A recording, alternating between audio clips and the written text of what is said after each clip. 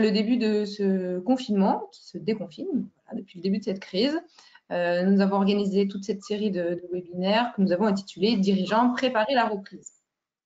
Aujourd'hui, pour ce thème autour des commerçants, comment s'adapter aux nouvelles tendances de consommation révélées par la crise du Covid, j'accueille Gaëlle Bonnefoy-Cudras. Bonjour Gaëlle. Bonjour Charlène. Donc, tu es experte en urbanisme commercial à la CCI Lyon Métropole Saint-Étienne-Roanne, et j'accueille également David Sarrazin. Tu es directeur associé chez Haïdé Observatoire, membre d'un groupe de réflexion sur la ville et le commerce, aux côtés de la Caisse des dépôts et des consignations. Bonjour David. Bonjour Charlène, très content d'être avec vous. Nous avons tous les trois 45 minutes à passer avec vous tous. Comme d'habitude, je serai le relais de vos questions que je poserai directement à nos deux intervenants. Utilisez le module questions, le module chat directement dans l'outil, car vos micros, vos caméras sont éteintes et c'est normal. Je viens de le dire en off, mais je le répète encore une fois, le support vous sera envoyé, le support de présentation, et le webinaire est enregistré. Il sera disponible en replay sur la chaîne YouTube de la CCI Lyon Métropole dès ce soir ou dès demain. Voilà, il est 13h35. C'est parti. Gaëlle, David, c'est à vous.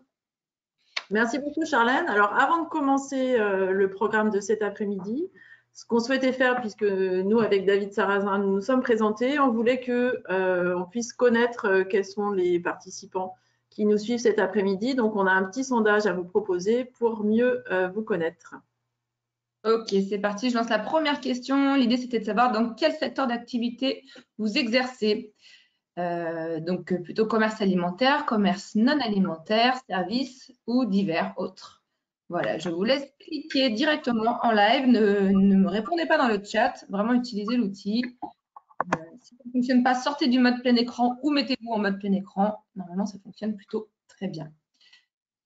Vous êtes plus de la moitié à avoir répondu. C'est assez partagé. Je vous laisse encore 2-3 secondes. Et puis, je ferme le sondage. Je partage les réponses avec tout le monde. Allez.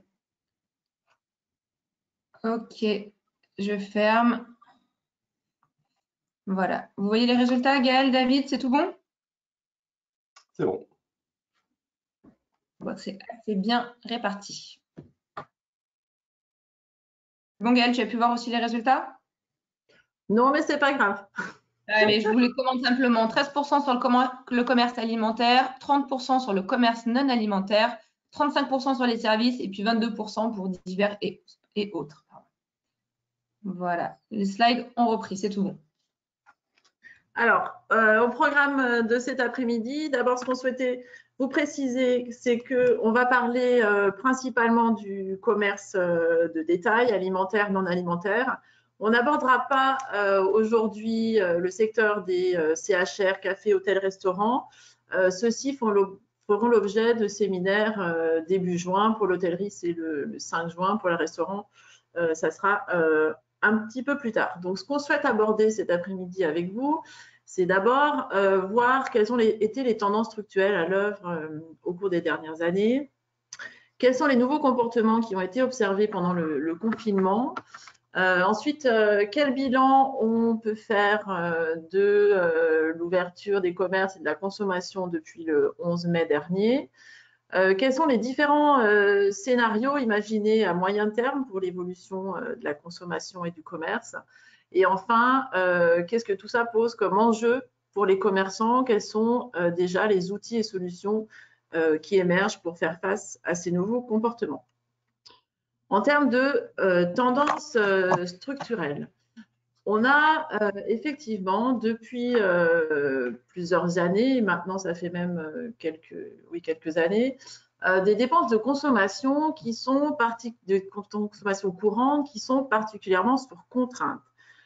Les dépenses de consommation en alimentaire et non alimentaire sont aujourd'hui devenues des dépenses d'arbitrage, puisque pour un ménage, dans son budget, les dépenses contraintes, c'est-à-dire celles qui relèvent du logement, de la santé et des transports, ont tendance à augmenter, de même que les dépenses plaisir, la restauration, les loisirs, le bien-être, les voyages. Et donc, le budget global que peut consacrer un ménage aux dépenses de consommation alimentaire et non alimentaire a tendance à baisser.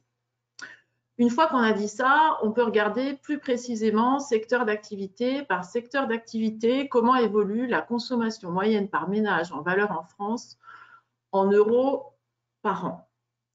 On voit que sur l'alimentaire, on continue à avoir une croissance des dépenses de consommation de façon structurelle, en valeur, bien sûr. En équipement de la personne, on est de plus en plus sur un marché qui devient déflationniste, puisque l'évolution annuelle des dépenses de consommation en équipement de la personne, hein, donc en habillement, chaussures, baisse d'année en année. Il n'y a que le secteur de chaussures et vêtements de sport qui tire un petit peu son épingle du jeu. De même pour le secteur culture-loisirs, là depuis, on voit qu'il y a une rupture assez forte sur le graphique depuis 2007. C'est un marché qui baisse tendanciellement, non pas que les gens n'achètent pas plus de produits qui relèvent du culture-loisirs, mais parce que les prix ont fortement baissé. Et ensuite, sur bricolage, jardinage, on voit que c'est un marché relativement stable, mais qui a tendance à être un petit peu à la hausse. Électroménager déco, on est plutôt sur une stabilité. Donc voilà pour ce qui se passe depuis plusieurs années, s'agissant de la consommation des ménages français.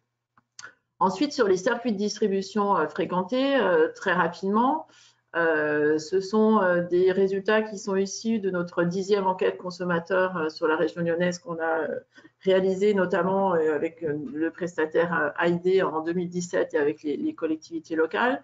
Comment évoluent les circuits de distribution fréquentés? On a des formats qui sont perdants, les grands hypermarchés, le hard discount.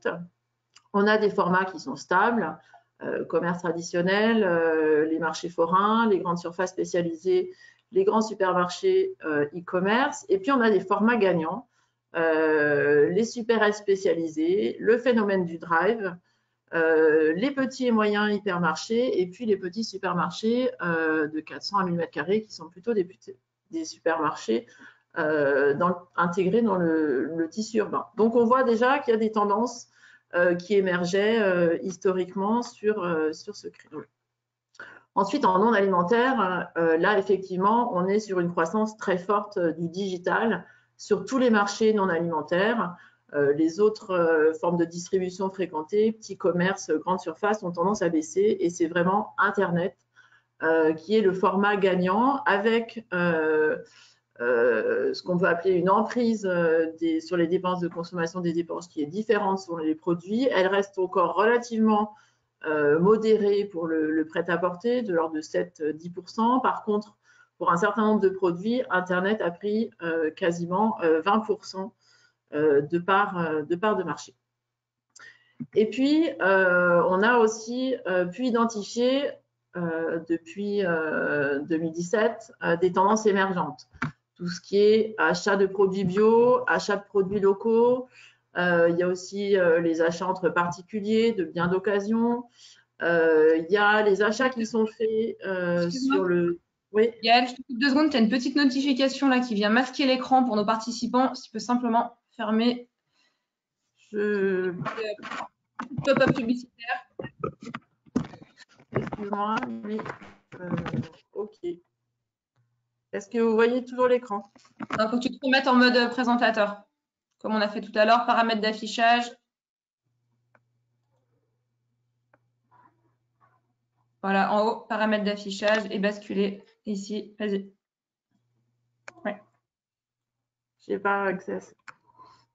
Vous voyez quoi là? On voit ton mode présentateur.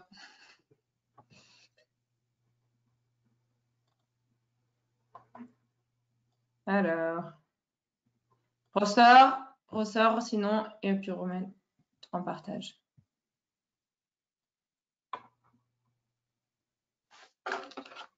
Ah, c'est la joie des doubles écrans. Ouais. Le direct. Arrêter l'affichage écran, changer le présentateur, ça je ne peux pas afficher.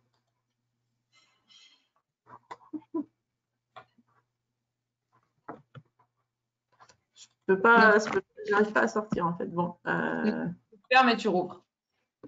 On va refermer et puis Ah, c'est bon? Ouais, ça va être c'est en train de s'afficher.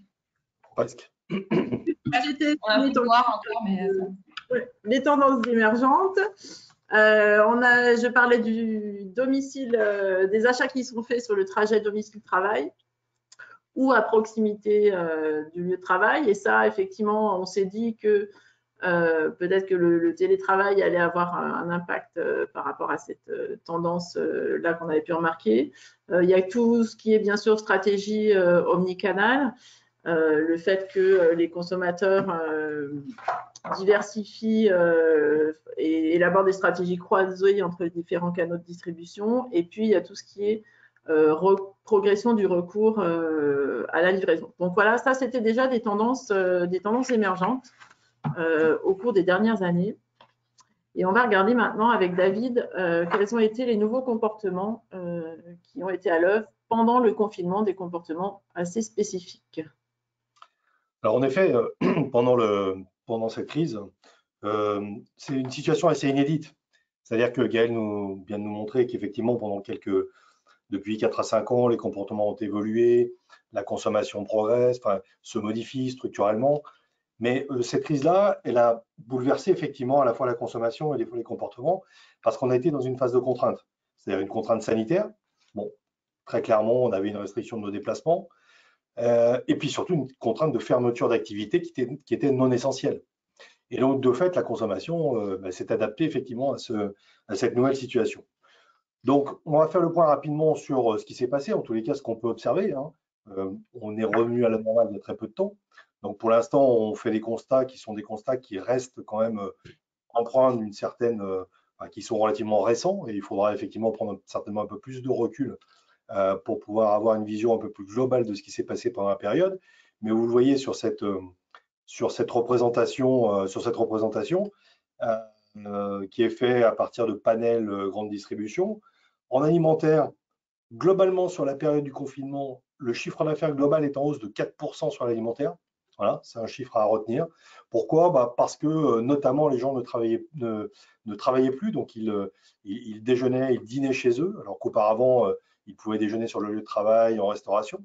Donc la consommation alimentaire a évolué de 4%, dans des niveaux de prix qui sont restés relativement constants. On a vu des choses apparaître sur les questions de prix, mais globalement, ce qu'on regarde, c'est que les indices prix sont restés relativement constants.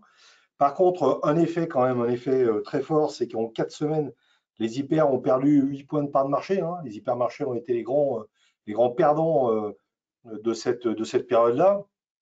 Pourquoi? Pour une chose très simple, hein, c'est qu'il faut avoir en tête qu'en France, il y a moins de 10% de la population française, enfin 6 exactement, qui réside à moins de 10 minutes d'un hypermarché. Donc ça veut dire que les hypermarchés dans cette période-là étaient des magasins dans lesquels on se déplaçait et on était obligé de se déplacer en voiture. Et très clairement, la restriction des déplacements a joué en leur défaveur. Et puis parallèlement à ça, on l'a vu dans la proxy, toute la proximité a explosé. Les primeurs ont fait plus de 100%, les bouchers 70%. Voilà, vous le voyez sur la partie gauche. Hein. Donc on a quelque chose qui est assez singulier, encore une fois lié à la période. Dans les supérettes, le panier moyen, alors la fréquence a baissé, panier de supérettes urbaines notamment, la fréquence a baissé, le panier moyen a augmenté de 50%, c'est-à-dire qu'on est moins souvent, mais quelque part, effectivement, on dépensait autant, voire les 4% de plus. Et puis, circuit court, mais alors circuit court, les marchés étant fermés, ça a été un peu de la débrouille et on va revenir sur ces sujets-là. Non alimentaire, sur la partie droite, très clairement, chiffre d'affaires global sur non alimentaire période estimé entre 70 et 80%. On a eu des chiffres ce matin. Voilà, on estime une perte de chiffre d'affaires sur le commerce de détail entre 70 et 80%. Alors là, pour le coup, vraiment lié au fait que les activités non essentielles qui relevaient du secteur non alimentaire, celles-là, elles étaient fermées. Forcément, ce qui tire son épingle du jeu, c'est le e-commerce multicanal. Alors, avec toutes les variantes qu'on a pu mettre dans cette période-là, on a beaucoup parlé d'Amazon, on a beaucoup parlé du combat pour fermer Amazon, mais on a vu effectivement une certaine agilité sur l'appropriation de ces canaux de distribution. Ça, c'est un constat à date, c'est un comportement contraint. Est-ce que c'est durable? C'est vraiment la question aujourd'hui qu'on se pose tous et sur laquelle, de fait, on n'a pas encore tout à fait les éléments de réponse. Gaëlle. Dans ce contexte de confinement, Les commerces ont été durement touchés par cette crise. Déjà, avant la crise, on peut considérer que le commerce avait déjà souffert, notamment voilà, des gilets jaunes, des manifestations. Donc, les centres-villes étaient plutôt en souffrance avec des fréquentations qui baissaient. Donc, dans ce contexte, on peut considérer qu'il y a un impact différencié, bien sûr, hein, entre le commerce alimentaire qui, pour la plupart, est resté ouvert et a répondu du coup aux besoins de la population pour s'alimenter, et pour le commerce alimentaire qui, de fait, était fermé. Ce qu'on peut aussi dire, c'est que par rapport à une campagne d'appel sortant qu'on a fait auprès des commerçants, nous à la CCI Lyon Métropole en mars-avril 2020, c'est que même au début du confinement, presque 20% des commerces alimentaires ont fermé. Certains ont réouvert par la suite, mais c'est vrai que voilà, au début du confinement, ça a été un petit peu une situation inédite et du coup, pas mal ont fermé. Beaucoup de commerçants ont fait appel à des mesures de soutien financier. Ce n'est pas le sujet aujourd'hui, mais effectivement, il y a un certain nombre de dispositifs de soutien financier qui ont été mis en place pour les entreprises. Donc, les commerçants ont fait appel à des mesures de soutien de façon assez importante. Beaucoup d'entre eux ont aussi fait appel à des mesures de chômage partiel. Ce qu'il faut retenir aussi, c'est que près de 90% d'entre eux projettent un chiffre d'affaires annuel qui serait en baisse entre moins 20 et moins 49%. Et puis, ce qu'il faut retenir aussi, c'est que tous les commerçants n'ont pas repris leur activité depuis le 11 et le 12 mai. Certains sont restés fermés, d'autres ont repris de façon partielle avec des horaires adaptés. Voilà oui, pour. Juste pour donner un éclairage au niveau national, hein, puisqu'on a sur ces chiffres-là, sur les chiffres précédents, Yael, au niveau national, on a des indicateurs qui ont été produits. On en a vu pas mal ressortir, soit sur les réseaux sociaux, soit sur des réseaux bancaires. Au niveau national, on est à peu près dans ces chiffres-là. Les baisses de chiffre d'affaires au niveau national, on est sur des moyennes entre 30 et 50, voire 60. Donc, on est peut-être de façon un peu plus importante, mais encore une fois, on est France entière. Ce qui est intéressant, c'est le baromètre aussi, j'allais dire, du climat des affaires et du taux de confiance des entreprises et des entrepreneurs, où au niveau commerce, on a quand même un commerçant sur deux, au niveau France, qui se sent en difficulté, voire en grande difficulté. Donc on a quand même sur cette période-là un sentiment global qui reste un sentiment global, un petit peu vraiment d'une visibilité qui reste quand même assez dégradée par rapport à la reprise et par rapport aux conditions de reprise, indépendamment du fait qu'effectivement il y a une partie du chiffre d'affaires qui a été perdue et qui ne sera pas forcément rattrapée. On reviendra là-dessus sur ces questions-là. Indépendamment de ça, le climat de confiance des affaires sur le deuxième semestre, le climat de confiance et la visibilité en termes de retour de la clientèle reste quand même aujourd'hui encore assez dégradée dans les entreprises au niveau clientèle. Sachant qu'effectivement, une des clés de la sortie de la crise, d'un point de vue économique, c'est aussi le retour de la consommation à un niveau relativement élevé, et surtout aussi l'indice de confiance des ménages dans l'avenir pour pouvoir recommencer à consommer, notamment par rapport à l'épargne qui a été mis de côté. Alors c'est vrai que par rapport aux entreprises, on a effectivement mis cette planche pour dire accélérateur de difficulté, accélérateur de tendance. Ça, c'est clair. Cette crise-là, elle va venir bouleverser effectivement des situations qui étaient déjà en évolution. Côté entreprise, accélérateur des difficultés, très clairement, que ce soit dans le commerce ou que ce soit dans les entreprises, l'adage cash is king a été l'adage qui a été vrai pour tout le monde. De la trésor, de la trésor, de la trésor. Et on ne comptait plus forcément, effectivement, les questions de marge, de rentabilité. Nous, de notre côté, c'était pareil. Enfin, c'est toujours pareil, d'ailleurs. Et l'idée, c'est que, en fait, la sauvegarde de la trésorerie a été quelque chose de fondamental. Or, en fait, dans cette sauvegarde de la trésorerie, il y avait déjà des entreprises, enfin, dans cette situation, il y avait déjà des entreprises. Il y avait deux typologies d'entreprises qui étaient déjà concernées par des difficultés. Il y avait celles qui étaient en perte de vitesse, celles qui étaient en difficulté avant le Covid pour des raisons structurelles, pour des raisons aussi conjoncturelles. Gaël en a parlé, hein. la question de la crise du textile, Camaïeu est en redressement, la Observation, Orchestra, redressement. Donc, on était déjà dans un contexte qui était assez difficile, en fait, pour un certain nombre d'entreprises. Conforama était à la recherche de financement, Castorama avait un pipe de fermeture de magasins. Donc, voilà, on était déjà dans un contexte qui était difficile. Donc, ces entreprises, la crise, forcément, elle va accélérer. Et vous avez vu Conforama, dont les perspectives se dégradent fortement, Camaïeu qui cherche une solution de sortie, qui n'a pas eu droit à un PGE parce qu'à un moment, ils n'avaient pas des fondamentaux qui étaient suffisamment stables. Donc, on est quand même dans une situation pour ces entreprises qui est quand même difficile. Et puis, la deuxième situation d'accélérateur de difficulté, c'est aussi pour toutes les entreprises jeunes, celles qui sont créées dans les 3 dernières années, qui n'avaient pas forcément beaucoup de fonds propres, qui n'avaient pas forcément beaucoup de trésorerie, qui avaient des concours bancaires qui étaient déjà importants. Et quand elles vont chercher du financement complémentaire pour surmonter cette crise, bah, parfois on leur refuse ce concours bancaire parce qu'à un moment, ils sont déjà très fortement endettés. Ces entreprises-là, c'est pour partie la génération concept store dont on parle beaucoup en ce moment dans les centres-villes, dans les projets de revitalisation dans les centres-villes. C'est des projets dans la restauration, dans les bars, tous ces nouveaux concepts en fait, qu'on voit apparaître aujourd'hui et dont on dit effectivement que sur le moyen terme, accélérateur de difficulté, ben, si ces entreprises-là, on n'a rien à leur proposer en termes d'accompagnement, on risque effectivement d'être confronté à des dévitalisations assez fortes, y compris dans ce tissu d'entreprises qui portaient de l'innovation sur le plan commercial. Alors, depuis le 11 mai, on va passer sur la planche suivante, Gaël. Depuis le 11 mai, qu'est-ce qu'on voit? Bon, alors, depuis le 11 mai, forcément, on est le 25, si je ne m'abuse, et donc, même un peu plus tard. Ouais. Qu'est-ce qu'on constate? Il n'y a pas ce qu'on va appeler, alors on l'a appelé rattrapage, on a beaucoup lu le revenge shopping. Vous avez certainement vu en Chine, le jour du déconfinement, Chine, Vuitton qui fait 2,5 millions d'euros de chiffre d'affaires dans la journée. Enfin voilà. C'est pas ce qu'on constate aujourd'hui en France depuis le 11 mai. On constate un retour qui est très progressif. Voilà. Qui est très progressif. Le shopping reste quand même la 3e envie des Français quand on hiérarchise. Voilà. On reste sous le coup de contraintes sanitaires fortes. Alors, c'est vrai qu'elles vont se libérer un petit peu à partir de la semaine prochaine. Hein.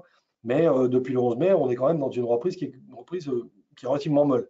Et vous avez sur la partie droite, là, la projection des Français en partie verte, où ils vont et quelles sont leurs intentions de fréquentation par les différentes formes de distribution, quartier, moyenne surface alimentaire, grande surface. Le vert, c'est fin de confinement et le bleu, c'est après quelques semaines de déconfinement. Là, on est après quelques semaines, enfin après 2 semaines de déconfinement. Vous voyez que sur la partie verte, fin du confinement, commerce de quartier, moyenne surface alimentaire, grande surface alimentaire, il y a un retour. Voilà. Alors, c'est des intentions. Nous, les chiffres qu'on a, notamment en début de semaine, là, nous montrent que c'est encore relativement timide. Bricolage jardinerie, parce que voilà, tout le monde a bricolé, et tout le monde a taillé des haies, tout le monde a planté des clous, et tout le monde s'est aperçu qu'il lui manquait des choses pour aménager son intérieur, et donc on a une vraie intention. Ce qui est plus inquiétant, en tous les cas, ce qui est plus interpellant, c'est prêt-à-porter. Alors, bar-restaurant, on a été encore sous la contrainte, mais on le voit, même bar-restaurant, dès la fin du confinement, ce n'est que 20%.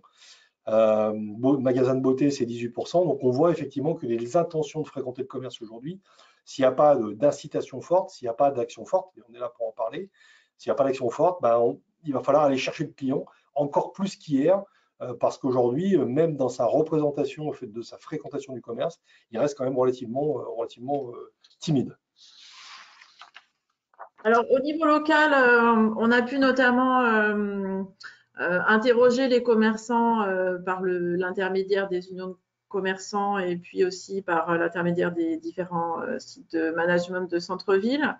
Alors, il y a un contexte particulier sur la région lyonnaise puisque le centre commercial de la Part-Dieu et de Carré-Soie reste fermé pour l'instant par arrêté préfectoral.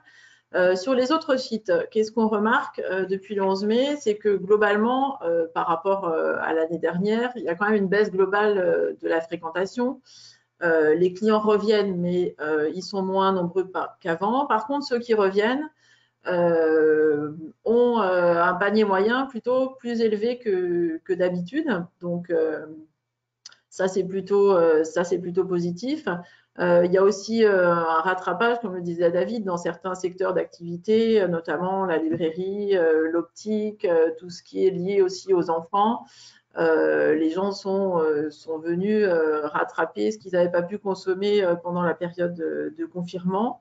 Les résultats sont plutôt encourageants dans un certain nombre de sites. J'ai eu notamment le retour, par exemple, sur le quartier de Montplaisir à Lyon, qui est un pôle commercial assez diversifié, où en fait, les habitués, les clients fidèles sont revenus consommer dès la réouverture.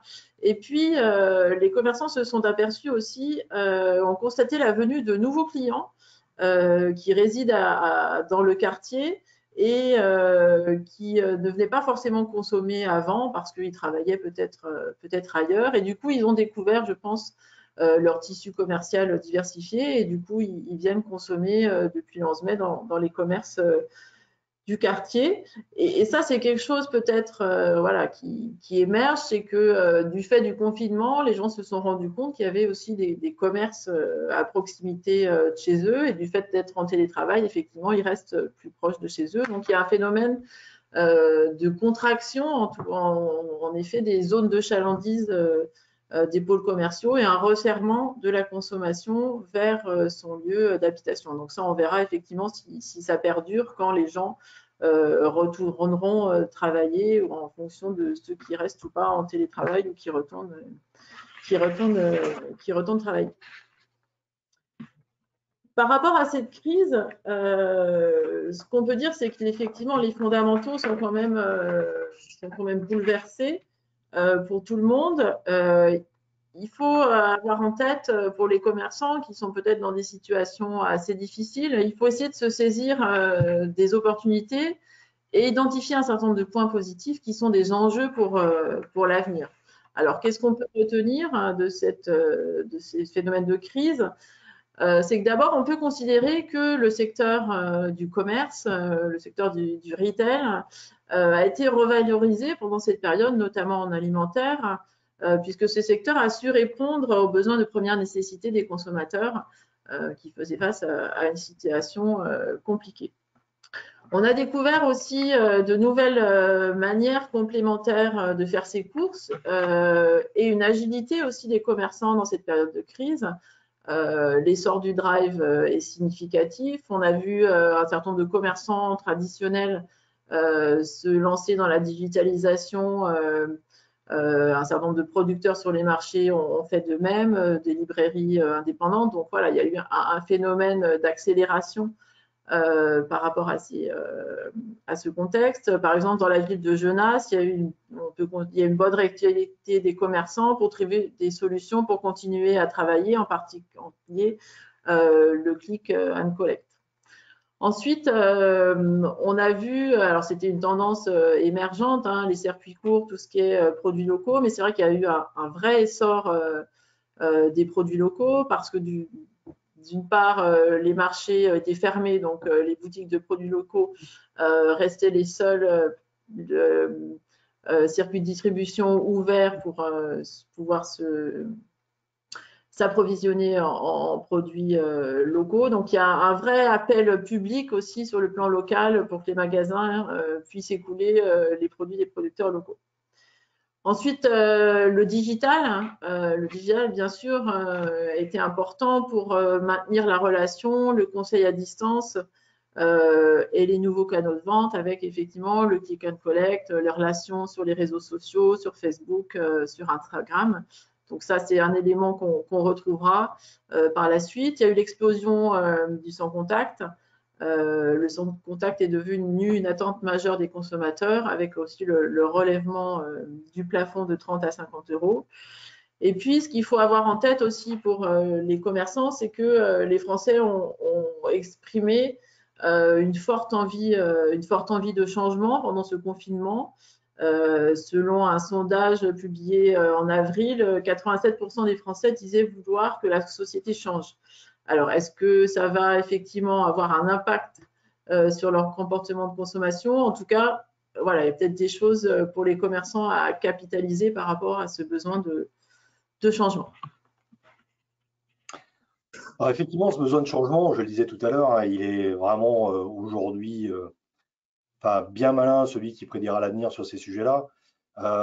Malgré tout, il fallait quand même se risquer à faire quelques scénarios de sortie de crise, notamment en termes de consommation et de comportement d'achat. On a retenu, dans un travail qui est un travail qui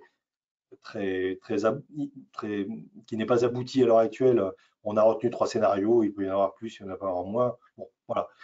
C'est nos 3 bases de réflexion, en tous les cas, à date sur ces sujets-là. Premier scénario, vous le voyez, consommation meilleure idéale. Voilà, vers une consommation meilleure idéale. Je reviendrai sur chacun des scénarios. Un deuxième scénario, consommation minimaliste frugale. Et puis un troisième scénario, le retour à la normale, le retour au nominal. 2 scénarios de rupture, un scénario de retour à la normale. La vérité est très certainement entre ces différents scénarios. Mais malgré tout, chaque scénario est porteur de constats qu'on a réalisés durant cette période. Si on revient rapidement sur ces 3 scénarios et ces impacts, le premier, consommation meilleure idéale. Bon, ok, on est dans une rupture forte avec la consommation du monde d'avant. La consommation est plutôt idéalisée. Gaël en a parlé, hein, tendance, bio, circuit court, production française, produits français. Il y a une accélération de la décroissance de la consommation non alimentaire. On commence à prendre conscience qu'effectivement, ce surplus de consommation, il est aujourd'hui, il n'est pas nécessaire. Il est aujourd'hui, ce premier scénario, par contre, plutôt inflationniste, c'est-à-dire qu'on va rentrer sur de la consommation, certes, peut-être moins en volume, mais en tous les cas, avec des produits qui auront renchéri parce qu'ils sont produits localement, parce qu'ils sont distribués avec des circuits de distribution particuliers. On a aujourd'hui des acteurs qui rentrent déjà dans ce premier scénario, hein, toutes les marques françaises émergentes, les 83, Bleu Blanc Ruche, voilà, qui font beaucoup de marketing autour de ça, se revendiquent de ce scénario-là, consommation meilleure, consommation idéale. Attention, c'est une consommation, c'est un scénario qui ne concerne de toute façon qu'une petite partie de la population. Donc on n'est pas forcément aujourd'hui, voilà, c'est le scénario finalement, quelque part, qui est le scénario qui va être le plus réduit en termes d'impact. Mais malgré tout, il est envisagé parce qu'il peut renvoyer vers des niches en termes d'opportunités et de développement d'activités commerciales pour renvoyer vers des niches. Le deuxième scénario, lui, il est, alors, on a appelé ça consommation minimaliste frugale par obligation et arbitrage. Il faut bien comprendre que cette consommation par obligation et arbitrage, aujourd'hui, elle renvoie finalement vers 2 comportements différents. Un comportement aujourd'hui qui est lié à une consommation minimaliste, mais parce qu'on supprime tout le futile. Voilà. Alors, ce n'est pas la consommation meilleure idéale, parce que le meilleur idéal, c'est on va chercher ce qu'il y a de mieux. On en consomme moins, mais on va chercher ce qu'il y a de mieux. Le minimaliste frugal, aujourd'hui, c'est on consomme moins. Voilà. On consomme moins, soit parce qu'on a moins les moyens, soit parce qu'effectivement, on a une baisse du pouvoir d'achat. Il faut avoir en tête aussi que, je disais tout à l'heure, le climat de confiance, y compris chez les ménages, il est quand même assez dégradé. Les perspectives en matière d'emploi sont assez dégradées. Qu'il y a quand même 100 milliards d'euros d'épargne qui s'est fait pendant la période de confinement au détriment des dépenses de consommation. Hein. L'INSEE a sorti ce matin l'analyse des dépenses de consommation. On est à moins 35% de dépenses de consommation et encore sur le début finalement de cette période-là. Et donc ce deuxième scénario, il est soit par obligation, soit par arbitrage, mais en tous les cas, il est fort. Voilà.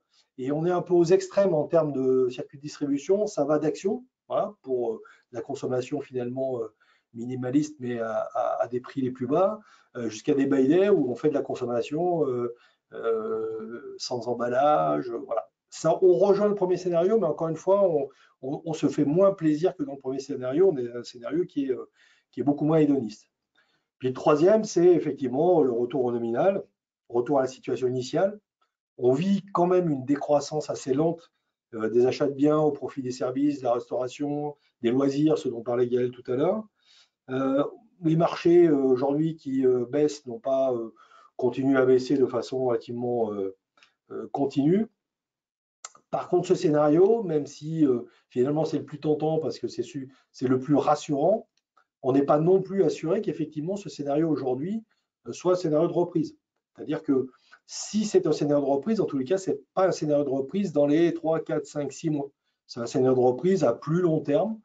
Ce retour au nominal, c'est un scénario de reprise à plus long terme. Et nous, on reste convaincus qu'en termes de consommation, on aura une période qui sera certainement, qui renverra vers les deux premiers scénarios. Alors, dans quelle proportion, on n'est pas forcément là, très outillé pour le dire, mais en tous les cas, qui renverra vers les deux premiers scénarios. Il y a des prévisions aussi, David, qui ont été publiées il y a quelques jours par rapport à l'évolution du chiffre d'affaires des commerces. Absolument. Et alors bon, encore une fois, c'est du prédictif, hein, mais vous voyez en bas à droite les prévisions d'activité pour le commerce. Vous voyez le gros trou d'air qui commence en février et qui se termine en avril. Ce qui est intéressant de voir sur cette courbe-là, c'est que sur la partie droite, octobre, novembre, décembre, on est toujours à moins 10%. On est toujours à moins 10% en termes d'activité. Donc ça veut dire que le retour nominal dont je parlais tout à l'heure, voilà, il n'est pas là. Et il sera certainement peut-être différé ou il n'arrivera pas. C'est là où effectivement ça interpelle. Sur la partie gauche, le tableau, hein, sans commenter ligne à ligne, forcément on voit le plus impacté, les moins 40%, moins 60%, c'est les loisirs, le spectacle, l'hébergement, la restauration. Voilà, tout ce qui ne permet pas de faire des distanciations. Il y a un point intéressant sur l'hébergement, c'est le fait de se dire que finalement, tous les investisseurs qui auront surfé sur la vague peut-être d'investissement immobilier, Airbnb comme étant effectivement des investissements de rapport et qui seront confrontés à une période en face de laquelle ils n'auront pas forcément pu remettre le bien en location, bah, ces acteurs-là vont peut-être remettre du bien immobilier sur le marché et le marché immobilier risque peut-être de se retrouver un peu impacté par ça. Mais l'effet positif, c'est aussi peut-être qu'on retrouvera des habitants et des résidents en centre-ville, ce qui est un peu la difficulté, nous, quand on travaille sur les villes moyennes, où on voit dans certains centres-villes, des centres-villes qui n'ont plus de résidents et forcément n'ont plus de commerce de proximité. Donc voilà, donc c'est quelques tendances, c'est de la prévision à date. On ne peut pas forcément aujourd'hui se dire que c'est comme ça que ça va se passer. Donc, en tous les cas, les tendances sont là. Vous voyez que sur la maison, l'équipement de la maison, on est à moins 17, l'équipement de la personne est à moins 26. Donc ça, c'est aussi quelque chose qui est important, c'est-à-dire qu'on a une accentuation de la baisse de la consommation sur tout ce qui est textile. Et ça, c'est un élément important.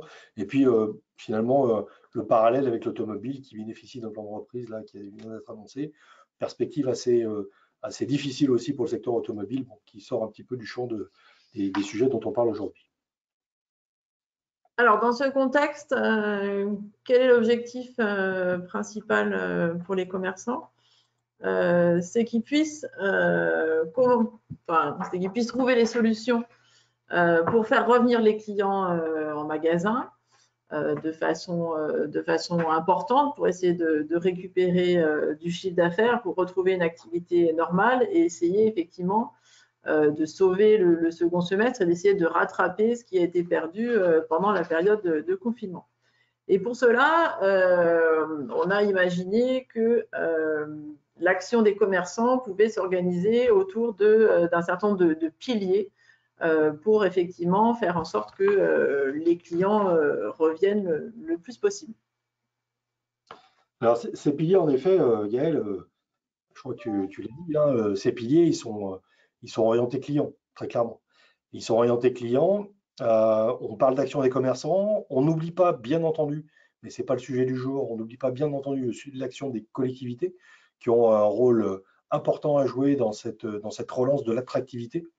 On ne développera pas effectivement les actions collectivités, puisqu'aujourd'hui, on est plutôt dans un propos qui s'adresse effectivement aux commerçants. Mais on a bien en tête qu'il y a un certain nombre d'actions partenariales qui devront se mettre en place, qui se sont déjà mises en place et qu'il faudra pérenniser et qui permettront effectivement de répondre aussi à ces différents piliers, puisque rassurer, faciliter, récompenser, fidéliser le client, c'est l'affaire effectivement des commerçants, mais c'est aussi l'affaire des collectivités, évidemment. Alors, ce qu'on veut faire dans ces 4 piliers, c'est voilà, sans prétention et sans prétention d'exhaustivité, vous donner un petit peu aujourd'hui des idées, des axes d'intervention que vous avez déjà mis en place peut-être, que vous avez déjà vus, que vous avez déjà entendus, mais l'idée c'était de rassembler autour de ces 4 axes finalement les initiatives qu'on peut mettre en perspective. Pas d'hiérarchisation dans ces 4 axes, hein, rassurer, faciliter, récompenser, fidéliser, tous les axes sont importants.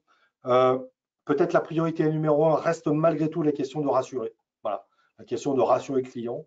On parle bien de crise sanitaire à l'origine, hein, et le commerce aujourd'hui, s'il veut reconquérir sa clientèle, nécessairement, son premier défi, c'est rassurer le client. Alors, ça sera peut-être plus vrai dans quelques semaines, hein, je le souhaite, et on le souhaite tous.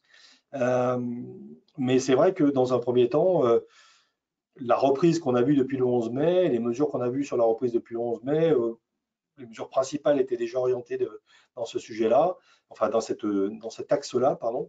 Et la réouverture des établissements, cafés, restaurants la semaine prochaine, voilà, on parle tous autour de ce sujet-là, puisque la crise a quand même créé une vraie défiance vis-à-vis de la consommation. Donc, la crise sanitaire a créé une vraie défiance. Donc, il faut aujourd'hui qu'on soit en capacité d'assurer aux clients, encore une fois, collectivité commerçante, qui ne prendra aucun risque sanitaire à fréquenter ces lieux. Et pour prendre aucun risque sanitaire, ça passe par quoi? Ça passe par tout bêtement la mise à disposition de protection sanitaire. Le gel hydroalcoolique à l'entrée, c'est clair, c'est une évidence. On peut aller plus loin et chez les prestataires de services, notamment coiffeurs, on a vu effectivement le kit sanitaire, c'est-à-dire le masque, c'est-à-dire des gants, c'est-à-dire du gel, avec parfois un surcoût pour le client, hein, parce que ça se fait et c'est plutôt accepté par le client, qui accepte de le payer à partir du moment où effectivement, en contrepartie, il est rassuré sur le plan sanitaire. C'est la gestion des flux entrée-sortie, forcément. C'est la gestion des flux à entrée, c'est le nombre de personnes par boutique. Alors voilà, affichette, ok, très bien, affichette, mais le temps d'attente, il faut l'occuper. Alors, on a aujourd'hui un smartphone, c'est merveilleux, hein, parce que du coup, occuper le temps d'attente, on l'occupe de façon beaucoup plus satisfaisante, effectivement, quand on pourrait le faire. Mais c'est peut-être aussi pour le commerçant le moment de créer un lien social, ce temps d'attente. Donc, ce temps d'attente, ça peut être aussi, il peut être aussi géré avec des stewards, des petits jobs familiaux, quelqu'un qui occupe la clientèle pendant qu'elle attend, discute, crée du lien social, crée la relation. Et c'est aussi le moment qu'on pourrait effectivement envisager comme étant la façon de le rassurer et aussi la façon de créer un peu de lien. Rassurer le client, c'est, et ça a déjà été fait notamment dans le textile, c'est la question de rendez-vous qui permettent effectivement de rassurer le client sur le fait de dire pendant un créneau d'un quart d'heure, 20 minutes, une demi-heure, je suis tout seul, on est 2 dans la boutique et je sais qu'il n'y aura pas plus de monde. Donc c'est aussi cette question de l'attente où le client n'est pas confronté à une attente devant la boutique et où il est en interaction sociale avec d'autres et où il peut craindre effectivement pour sa santé, sa sécurité. Donc rendez-vous client. Gaël en a parlé, moyen de paiement sécurisé, clairement. L'explosion du sans contact, hein, on a tous vu les articles. Hein. Aujourd'hui, 90%, plus de 90% des cartes sont aptes à faire du sans contact à 50 €. Par contre, il y a 30% des commerces, c'est un chiffre qui est sorti au milieu du confinement, il y a 30% des commerces qui n'acceptent toujours pas le paiement sans contact. Donc, décalage. Aujourd'hui, on est en décalage. C'est le GE Carte Bancaire qui avait publié ce chiffre-là. Or, c'est clair que le sans contact, c'est quand même aujourd'hui 80% des paiements par carte sont inférieurs à ce plafond de 50 €. Donc on a aujourd'hui voilà, une vraie relation, une façon de réassurer qui est un levier. Limitation, interdiction du libre-service, ça c'est fait par règlement sur les marchés. C'est pas fait dans les grandes moyennes surfaces, c'est plus ou moins fait dans les boutiques. On n'a pas forcément de position là-dessus. Il est clair que le libre-service peut être un facteur anxiogène pour le client. Donc peut-être le limiter, peut-être le fait de se dire, à partir du moment où vous avez pris un produit, il y a un bac dans lequel vous pouvez le déposer. Mais ça, c'est un effet pervers aussi, parce qu'on va le désaffecter, mais c'est un effet pervers aussi sur le fait d'avoir extrêmement de manipulation de produits à faire dans la boutique. Mais bon, c'est peut-être une façon de rassurer le client. C'est aussi labelliser la provenance des produits, la façon dont ils ont été conditionnés, expédiés. Ça peut être des partenariats avec le logisticien, les fournisseurs, pour dire, voilà, il faut nous que vous rassurez les clients, il faut que vous expliquiez aussi aux clients là-dessus. Mais en fait, voilà, tout ça, finalement, au-delà des dispositifs, ce qui nous semble essentiel sur cette question de rassurer le client, c'est l'information. C'est informer le client sur les dispositifs qui ont été mis en place dans le magasin, sur les réseaux sociaux, par des affichettes, par des stickers, par tout ce qu'on veut. Parce qu'aujourd'hui, on attirera des clients dans les boutiques. Alors, on a vu beaucoup d'acteurs, notamment grande et moyenne surface, qui ont rattaqué beaucoup par le prix. et qui ont fait beaucoup de promos. Il y a un débat sur les soldes en ce moment. Ce débat, il est pas aujourd'hui, il est toujours en cours sur les dates des soldes. Nous, on n'est pas certain qu'aujourd'hui, ça soit le prix qui soit le facteur déclenchant effectivement de la venue dans la boutique, et que le premier facteur déclenchant, encore une fois, ça peut évoluer, mais le premier facteur déclenchant, ça reste quand même cette question de sécurité et de sécurité d'accessibilité. Deuxième axe, facilité. Alors, facilité, c'est quoi? Faciliter l'accès aux points de vente, faciliter l'accès aux produits, parce qu'à un moment, il faut qu'on rende cette relation au point de vente et cette relation aux produits qui soit fluide. C'est la période, et on l'a vu à Lyon notamment, la période dans laquelle certains commerçants on en profité pour repenser, réaménager leurs points de vente. Et la question des portes automatiques, la question de maintenir des portes ouvertes, la question d'avoir des élargissements d'allées, des circuits matérialisés. Alors bien évidemment, ça reste dépendant de la configuration et de la morphologie du point de vente, mais le fait d'être aéré, forcément, ça donne quelque part aussi un accès qui est facilité, et ça réassure aussi, on renvoie vers le premier point. Les hyper, d'ailleurs, ont communiqué assez rapidement, hein, disant, nous, on a les allées plus larges de la distribution, hein, c'est pas un problème. Et on peut encore les élargir, parce qu'en plus, vu les flux clientèle, donc c'est faciliter l'accès. Faciliter l'accès, c'est, il y a débat aujourd'hui, étendre la surface de vente. Étendre la surface de vente en matérialisant des limites. Voilà. Étendre la surface de vente sur le trottoir, étendre la surface de vente. Alors, on en parle beaucoup pour les restaurants. Voilà. On en parle beaucoup pour les restaurants pour dire, voilà, avec la règle des 4 mètres carrés, finalement, sur les restaurants, c'était quelque chose qui était important. Mais ce sujet qui fait débat aujourd'hui pour les restaurants, il faut l'aborder pour toutes les typologies de points de vente. Quand la largeur du trottoir le permet, aujourd'hui, on fait des braderies sur les trottoirs, on fait du déballage. Pourquoi aujourd'hui ne pas occuper l'espace public? Alors là, ça renvoie aussi vers la responsabilité de la collectivité, et notamment de la tarification de l'occupation du domaine public, hein, parce que clairement, alors c'est vrai qu'aujourd'hui, il y a pas mal de collectivités qui se sont lancées dans des dégrèvements d'occupation de tarification du domaine public, mais occuper l'espace extérieur, c'est une façon aussi de diviser le flux client ou de le démultiplier si on veut raisonner de façon positive, c'est-à-dire 2 personnes en boutique et puis 2 personnes à l'extérieur. Encore une fois, ça renvoie sur le fait d'avoir une disponibilité de personnel à l'extérieur et de pouvoir mettre en place des moyens de paiement, mais prenons le sans contact par exemple, un TPE avec du sans contact suffit à faire de l'encaissement sur le trottoir. Voilà, donc c'est quelque chose qui nous semble important, cette occupation et cette notion d'occupation du domaine public, en allant très loin et en disant les terrasses de resto aujourd'hui occupent notamment à Lyon par exemple les places de stationnement. Demain, les places de stationnement, ça peut être aussi de l'espace de vente pour le commerce qui est le commerce sédentaire. David, simplement, je me permets d'intervenir pour vous préciser qu'il est 14h20. Donc, on a déjà dépassé le timing. On vous laisse encore 5 minutes pour terminer, mais je vous demandais d'accélérer un petit peu. Voilà. J'accélère. Pourtant, j'avais l'impression déjà de parler vite. Alors, bon, faciliter l'accès au point de vente. Donc, je disais faciliter l'accès. On parlait du point de vente, on parle du produit. Alors, faciliter l'accès au produit, c'est du drive, c'est des livraisons groupées, voilà, il y a un groupement de commerçants lyonnais là, qui a monté un concept que j'ai trouvé assez rigolo, qui s'appelle les paniers voyageurs. Voilà. Je ne sais pas si vous en avez entendu parler. Ils ont acheté un J7, il y a des restaurateurs, il y a des cavistes, il y a un boucher, et ils réinventent la tournée. Ils réinventent la tournée dans les communes de l'agglomération. Le lundi, ils sont à Saint-Cyr, le mardi, alors ils ont choisi quand même les Monts d'Or, voilà. Ils ont choisi quand même les secteurs dans lesquels ils pensaient qu'il y avait peu d'argent. Mais malgré tout, voilà, je trouve que les initiatives, si le client ne vient pas au produit, il faut que le produit aille au client, nécessairement. Et donc, pour que le produit aille au client, bah, livraison, drive, tournée, réinventer, et c'est encore une fois un petit peu rouvrir la table. Faciliter l'accès, je vais lancer un pavé dans la mare, Gaëlle va m'en vouloir, mais faciliter l'accès, c'est remettre en question les périodes de fonctionnement du magasin, à la fois en termes d'horaire, à la fois en termes de jours. Voilà. À la fois en termes d'horaire, à la fois en termes de jours, on renvoie vers le sempiternel débat, ouverture du dimanche, pas ouverture du dimanche. Mais si ouverture du dimanche, peut-être pas ouverture du matin, enfin, peu importe, je ne sais rien.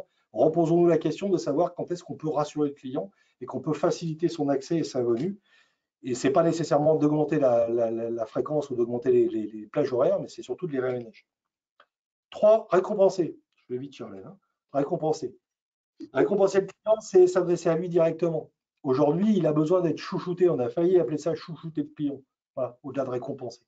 C'est c'est l'appeler client par son nom. Alors, vous faites sûrement, hein, voilà, le remercier d'être venu, c'est personnaliser son accueil dans le point de vente, c'est la boisson d'accueil. C'est alors, encore une fois, avec les contraintes sanitaires que ça peut envoyer, hein, mais c'est s'occuper de lui et le chouchouter. C'est sélectionner des produits en fonction de son profil. C'est qu'il arrive dans la boutique, et d'ailleurs, c'est facilitateur par rapport à finalement au temps qu'il va passer et au nombre de clients que vous pouvez accueillir dans la journée. Si vous faites déjà une sélection de produits par rapport à son profil, si il prend rendez-vous, il vient chez vous, bah, vous facilitez effectivement cette relation-là et vous le récompensez par une attention qui est particulière. C'est la notion finalement du personal shopper qu'on va retrouver notamment dans les grands magasins. C'est le chouchouter, c'est lui proposer de stocker ses achats dans la boutique, c'est de faire un petit peu, lui donner du service, c'est peut-être de lui donner aussi via le site internet, si on en a un assistant virtuel qui répond à ses premières questions. Voilà, il faut s'occuper de lui de façon très individuelle, très, très personnalisée. On avait ça en tête avant, on en aura encore plus en tête après. Il faudra encore plus l'avoir en tête. Et dernier point, fidéliser. Allez, je vais vite. Fidéliser. Rien de très nouveau, voilà, malgré tous les dispositifs peu mis en œuvre, parce qu'il vous semble coûter de l'argent, parce que ça vous semble coûter de l'argent. Moi, j'ai un vieil adage en tête, hein. C'est de dire fidéliser un client, ça coûte 5 fois moins cher que d'en conquérir un. Voilà, c'est une règle un petit peu marketing, enfin moi que j'ai appris il y a longtemps, alors c'est peut-être pas tout à fait ça dans le commerce, mais en tous les cas, fidéliser le client, ça coûte beaucoup moins cher que d'aller le chercher. Alors fidéliser le client, faut être clair, hein, c'est d'abord de l'argent, clairement. Aujourd'hui, la fille de client, elle repose quand même globalement sur des systèmes de fidélisation, de récompense, cagnotage, décagnotage. On voit des dispositifs qui sont mis en place, qui continuent à se déployer. Je pense à Commerçant Plus, par exemple, qui a été mis en place par l'incubateur d'EDF. Enfin, il y a des systèmes aujourd'hui qui existent. Il n'y a pas de système idéal, il n'y a pas de système mieux que d'autres. Il y a effectivement des systèmes qui existent. Il faut s'approprier celui qui est le plus récompensé finalement le client, le fidéliser. Il y a des bons d'achat, voilà, le sempiternel bon d'achat. Les collectivités ont mis en place à Tours, Alès, Bourgoin, pas très loin d'ici, ont mis en place ces systèmes-là et qui permettent de récompenser aussi et de refaire un feedback dans le commerce local. Ça paraît peut-être un peu désuet, mais malgré tout, c'est quelque chose qui fonctionne encore. Et puis la fidélisation, c'est la data. Voilà. Et moi, je reviens sur un grand cheval de bataille qui est la question de la data. C'est-à-dire qu'un logiciel et un fichier client couplé avec des outils de web mailing, voilà, votre réseau client, vous pouvez le toucher. Moi, j'ai en tête un logiciel que nous, on utilise pour envoyer nos vœux tous les ans parce que voilà, c'est plus pratique sur notre fichier client. Ça s'appelle Sarbacane. Ça coûte 69 € par mois pour envoyer 5000 mails, quoi, voilà, par mois. Donc, c'est une partie du moment où vous avez un fichier client, c'est quand même pas bien compliqué, effectivement, de pouvoir le travailler de façon adaptée. Alors, certains diront on n'a pas le temps, certains diront on ne sait pas faire. Formez-vous, dégagez du temps, faites ça dans le moment où vous n'ouvrez pas, si vous n'ouvrez pas le matin, mais en tous les cas, réorganisez effectivement ça. Fidéliser le client, c'est communiquer. Voilà, les CCI ont sorti très récemment la campagne Soutenons nos commerçants, que je trouve assez remarquable, puisque ça faisait longtemps que personne n'avait pris la parole sur ces sujets-là, avec les tote bags, avec de l'affichage, avec des choses comme ça. Bon, ça peut paraître aussi à la périphérie et ça ne remplira pas le tiroir caisse immédiatement, mais malgré tout, ça donnera quand même ce réflexe effectivement centre-ville, avec cette notion quelque part quand même qui s'est mis en place pendant cette période de confinement, qui était de dire ces commerçants-là, ils sont restés ouverts, il y a un moment où cette relation, elle s'est créée, et c'est ce qu'on disait au début de l'intervention, c'est de dire comment on fait pour prolonger tout ça. Et donc, la communication fait partie effectivement de cette prolongation. Concernant la communication, David, peut-être juste intervenir pour effectivement dire que CCI France a mis en place une campagne de communication à destination des commerçants avec des petits slogans assez sympas, comme vous pouvez le voir ici sur la slide, et que la CCI de Lyon va développer cette campagne en local avec la mise à disposition d'affiches.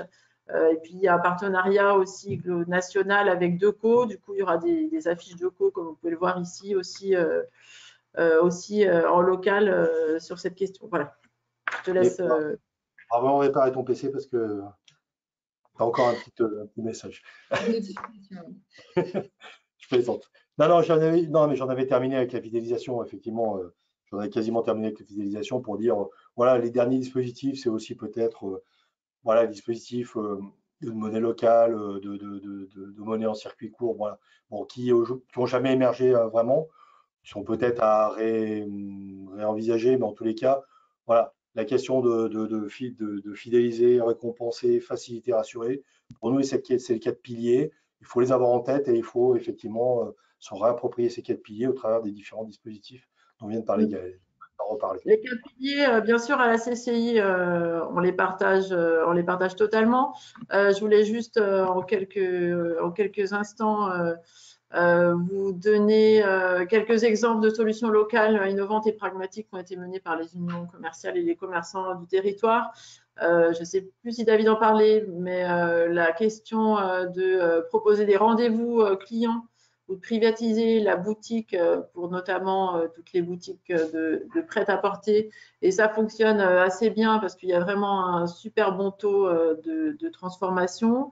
La communication, bien sûr, pour garder le lien avec le client sur Facebook, Instagram. Il y a Synthé Shopping, par exemple, aussi, qui a mis en place un partenariat avec la télévision locale pour proposer des reportages chez les commerçants et pour que les commerçants puissent montrer comment ils ont mis en place les mesures barrières pour rassurer les clients.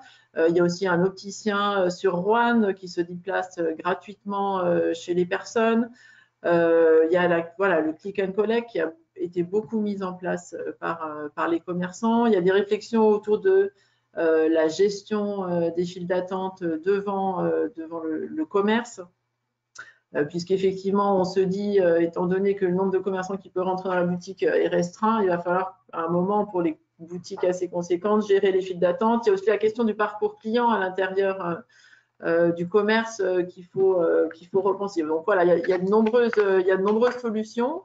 Il faut que les commerçants réfléchissent, voilà, chacun dans leur point de vente, à quelles solutions innovantes et pragmatiques ils peuvent mettre en place pour effectivement faire revenir le client. Il y a aussi la question du collectif.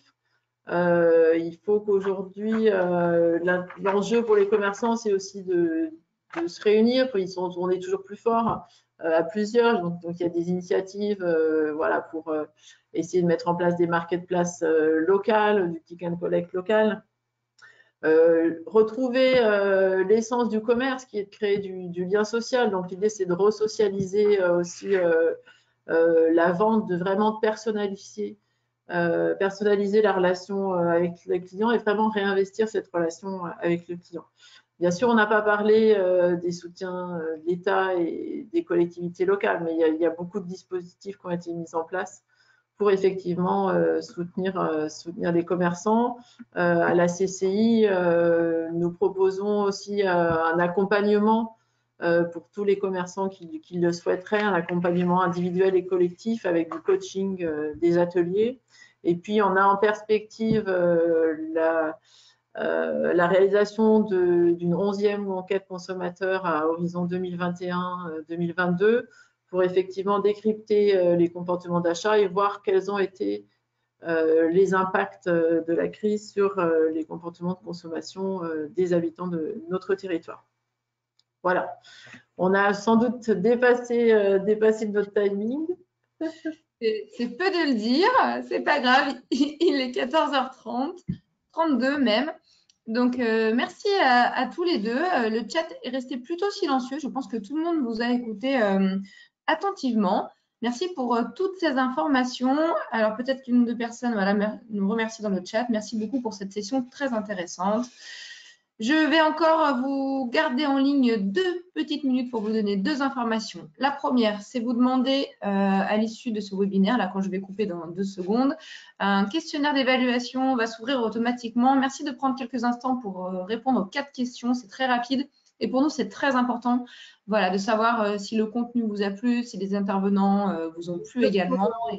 Surtout aussi si vous souhaitez être contacté par la CCI pour bénéficier d'un accompagnement. Et bien sûr, si vous souhaitez que l'on vous recontacte, voilà, n'hésitez pas, prenez 2 petites secondes s'il vous plaît, c'est très important. Et puis, pour ma part, je vous donne rendez-vous la semaine prochaine pour de nouveaux webinaires. Rendez-vous mardi 2 juin, toujours à 13h30. pour un webinaire sur comment déployer une démarche RSE congruente, impactante et adaptée à la taille de votre entreprise. Et mercredi 3 juin, toujours à 13h30, un nouveau rendez-vous sur quelles aides pour l'innovation, le moteur de la reprise des PME. Voilà, je vous remercie. Merci Gaëlle, merci David. Bonne fin d'après-midi, bon après-midi à tous. Je coupe et à très bientôt.